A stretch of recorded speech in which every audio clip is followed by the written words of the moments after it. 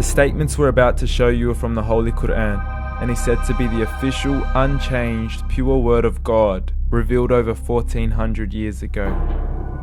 Claiming to be the word of God is a heavy statement, and without proof, or if a single contradiction is found within the book, the apparent word of God will be proven false. So without further ado, let's put the book to the test. In the 23rd chapter, titled The Believers, from the 12th to the 14th verses, God is said to give a detailed description of how the human being is formed. It begins by saying, "We then placed him as a sperm drop in a place of settlement, firmly fixed. Then we made the drop into a alaqa." We will translate this word very soon. "And then we changed the alaqa into a lump. Then we made out of that lump into bones. And then we clothed the bones with flesh. Then we caused him to grow and come into being and attain the definitive human form." In the 21st century, we can now safely say that this verse is clearly describing the process of human development in correct chronological order. However, what we should be paying attention to in particular is the second stage, referring to the development of the embryo. The specific word used to describe the embryo in this verse is the word alaqa. The word alaqa, when translated into English, can mean three separate things.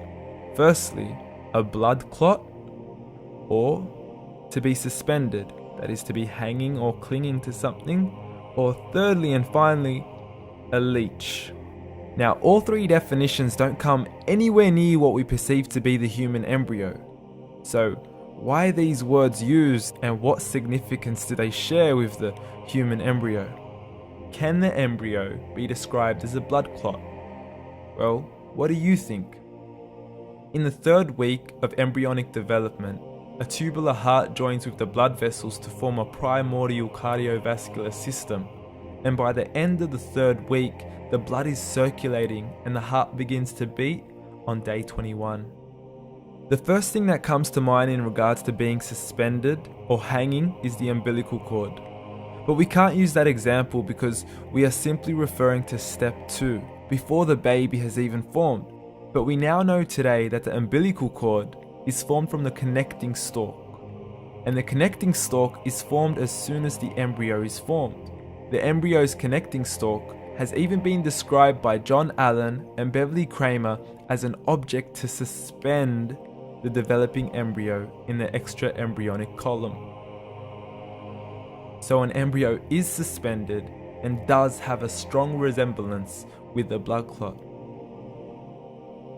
What on earth would an embryo have to do with a leech? Figure A shows the structure of an embryo at 25 days. Figure B shows a leech. Now please note once again that the embryo in this stage is no greater than the size of a kernel of wheat. This is an X-ray of the embryo at 22 days.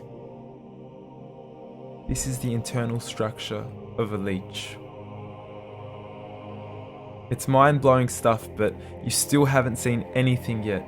This is the head of the embryo at 22 days. The detail you are seeing right now is absolutely impossible to be seen with the human eye and can only be seen with a microscope. This is the back end of a leech. There's no other words used to describe this other than mind-blowing. The pictures we have shown you are impossible to be seen with the human eye or even to be predicted by the human mind. Once again, the verses we have shown you were revealed over 1400 years ago to a man who couldn't read nor write. Are these the words of God? Descriptions of the human embryo in the Qur'an cannot be based on scientific knowledge in the 7th century. The only reasonable conclusion is that these descriptions were revealed to Muhammad from God, from God, from God, from God, from God.